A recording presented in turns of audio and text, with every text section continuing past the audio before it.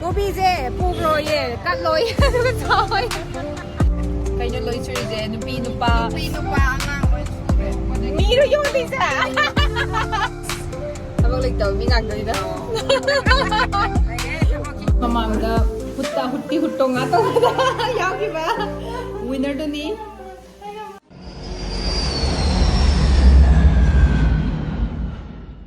ada auto tong alak pagi phibam ni hujik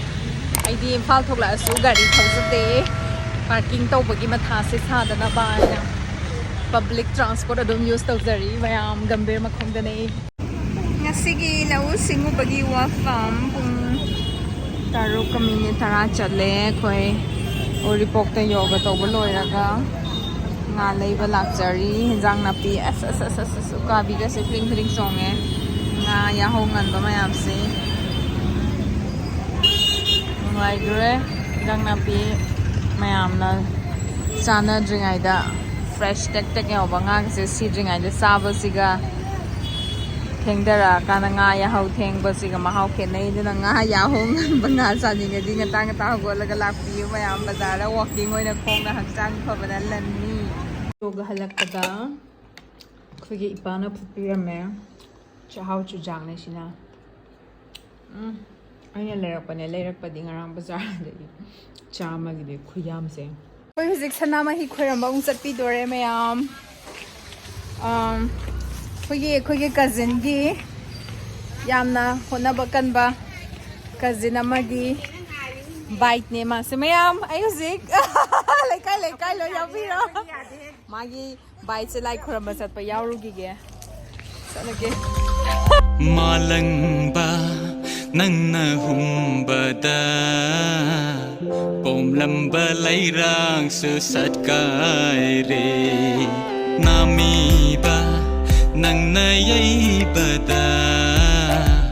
laina ge likla kaya no sisi wen agum amga kalamate karamba lai do lai do hojikti khoiramba do kobi ka bai pudoi no kobi leigo ye lai khoram sapsida nasai ayu men lai ye ayu ngantana la e samu makong yo namine yawiro wa ngang kai lam dai no sangai pham dai na kali lam dai na bi ma ai lam fel da gi ne pung ka da lai no goi pung mare manga ma ai tam ta kobi kg kya porake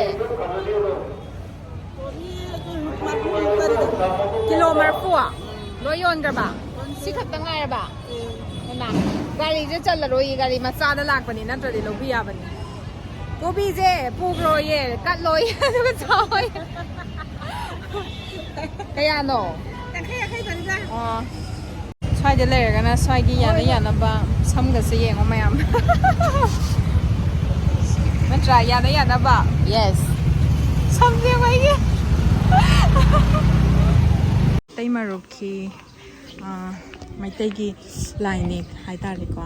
sanamahi sa sengba sanamahi gi khubam ni laining thau sanamahi hai se adu sanamahi ningba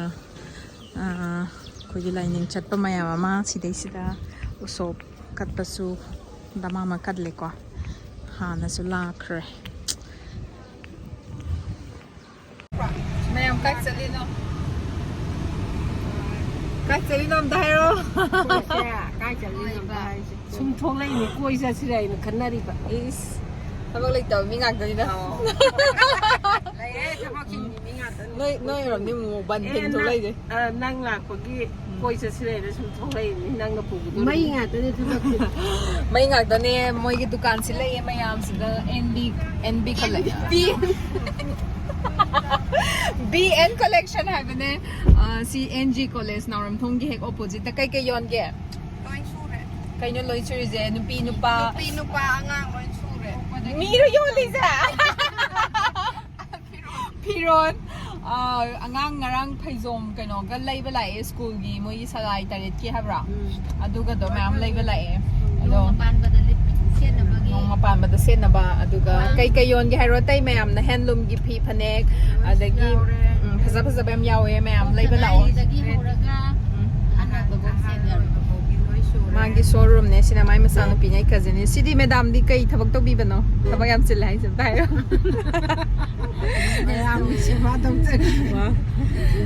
ꯕꯤꯖꯤꯅꯦꯁꯅꯦ business ꯑꯩ pharmacies ꯑꯃ ꯌꯥꯎꯔꯦ ꯁꯤꯗ ꯍꯩꯀꯨ ꯃꯔꯨ ꯑꯃ ꯌꯥꯎꯔꯤꯌꯦ ꯁꯤ ꯐꯪꯅꯩꯀꯣ ꯑꯩꯈꯣꯏ ꯃꯌꯥꯝꯁꯦ ꯌꯣꯒ ꯇꯧꯕ ꯑꯩꯅ ꯄꯨꯕꯅꯦ ꯍꯧꯖꯤꯛꯁꯦ ꯃꯣꯏꯁꯦ ꯌꯣꯒ ꯆꯠꯄ ꯍꯧꯕꯒꯤ ꯑꯗꯣ ꯐꯖꯕ ꯐꯤꯒꯔꯁꯦ ꯈꯪꯇꯥ ꯇꯥꯔꯛꯄꯗꯒꯤ ꯃꯣꯏ ꯍꯧꯖꯤꯛ ꯍꯥꯟꯅ ꯂꯩꯔꯝꯕ ꯐꯤꯔꯣꯜ ꯆꯥꯗꯗꯅ ꯁꯣꯞꯄꯤꯡ ꯇꯧꯕ ꯆꯠꯂꯤ ꯀꯥꯏꯗꯒꯤ ꯂꯩꯒꯦ ꯐꯖꯕ ꯌꯥꯎꯏ ꯌꯥꯎꯗꯦꯗꯣ ꯍꯥꯏꯔꯛꯀꯦꯀꯣ ꯃꯌꯥꯝ ꯀꯩ ꯂꯩꯔꯕ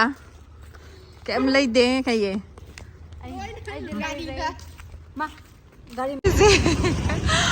ꯃꯥꯎ ꯃꯥꯔꯀꯦꯠ ꯌꯧꯔꯦ ꯂꯩꯔꯅꯤ ꯏꯟꯖꯥꯡ ꯅꯥꯄꯤ ꯈꯔ ꯂꯩꯔꯅꯤ ꯃꯥꯎ ꯃꯥꯔꯀꯦꯠꯇ ꯂꯥꯛꯆꯔꯤ ꯑꯁ ꯗꯁꯀꯨꯁꯤꯗꯤ ꯍꯧꯔꯅꯤ ꯑꯁ ꯁꯤꯒꯤ ꯈꯥꯃꯦꯟꯒꯁꯦ ꯑꯩꯁꯦ ꯍꯌꯦꯡ ꯑꯥꯗ ꯄꯨꯅꯕ ꯂꯩꯁꯟꯈ꯭ꯔꯁꯤꯔꯥ ꯌꯦꯡꯉꯣ ꯌꯥꯝ ꯐꯖꯩꯌꯦ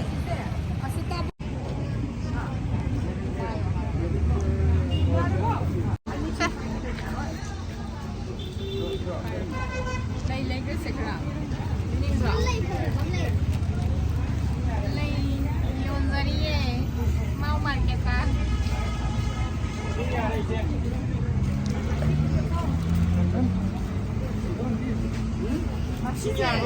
ꯄꯨꯈꯤꯗ꯭ꯔꯦ ꯌꯦꯡꯉꯣꯅꯦ ꯂꯩꯁꯦ ꯊꯥꯛꯁꯤꯔꯥ ꯁꯤ ꯀꯌꯥꯅꯣ ꯁꯤꯀꯣ ꯁꯤ ꯀꯌꯥꯅꯣ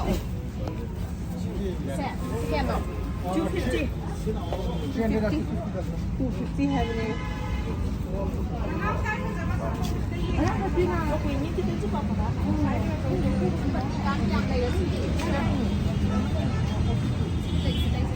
ꯌꯥꯝ ꯆꯥꯅꯕ ꯍꯣꯠꯅꯉꯥꯏꯗꯤ ꯚꯤꯗꯤꯑꯣ ꯅꯝꯍꯧꯗ꯭ꯔꯦ ꯍꯥꯎꯕ꯭ꯔꯣ ꯇꯤꯟꯗꯔꯗ ꯆꯠꯂꯨꯕꯗꯣ ꯍꯥꯎꯕ꯭ꯔꯣ ꯀꯔꯝꯕꯅ ꯍꯥꯎꯏ ꯊꯣꯡ ꯌꯧꯗ꯭ꯔꯦ ꯑꯩꯗꯤ ꯉꯁꯥꯏꯒꯤ ꯀꯩꯅꯣꯗꯣ ꯀꯔꯤꯕ ꯀꯩ ꯃꯃꯤꯡ ꯍꯥꯏꯔꯣ ꯃꯃꯤꯡ ꯍꯥꯏꯔꯣ ꯕꯨꯡ ꯑꯩꯈꯣꯏ ꯆꯥꯕꯗꯣ khajing atau tempura amana kai tempura and Thai pea pad thai mayam singam ge khoi timber cafe da moi ahan da ne lai se aduga lemon mint mayam lemon mint se thakpiyo moyam like so refreshing makoi gi mint se asing bagi moina phajana sugairaga seme ko phajana digi khoi je kwa jabam dong chatle oh my god weather yam nungai imphal gi aluji hong na hadak sari yumda uripok a chom lai kai deina naram thongbo ai se yumda gi drop ta holama ba ai gi phone se india number yaudaba duduna call tawba se yadabagi octo tonga la ke tawraga ne octo se loi full oiraba do hisigai khong mi chali naram thongda ngasigi nga bazar manam sene yam nong series haidi jang napi manam sene ko jang mana atek pa nga hing ba manam mayam se ya ho ngan bai manam se ya ho ngan da mina di khangoi manam manisa khoigi mamang da hutti huttonga to yagi ba winner do ni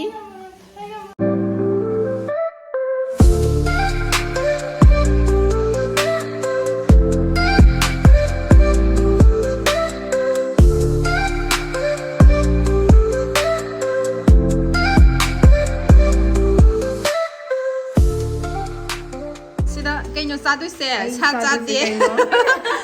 Sidi medam di. Sinam pom cade. Nang di kai cade ya? Chef am tu ulo se. Lao interview lo gay. Yam pom dreng mo chef se. May am horasi. Tum lo tum. Sidi, di ko di side mo kuma.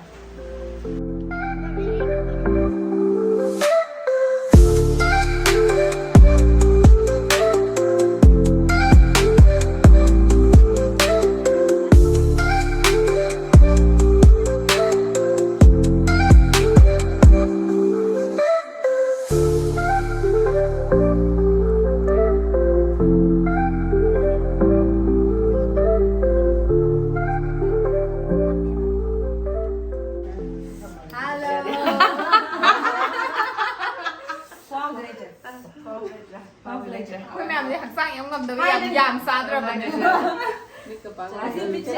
ꯋꯦꯗꯔꯁꯤꯅꯅꯦ ꯌꯥꯝ ꯆꯥꯗ꯭ꯔꯤꯁꯦ ꯑꯩꯈꯣꯏ ꯅꯣꯡ ꯆꯨꯕꯁꯤꯗꯁꯨ ꯌꯥꯝ ꯆꯥꯕꯤꯗ꯭ꯔꯕꯅꯦ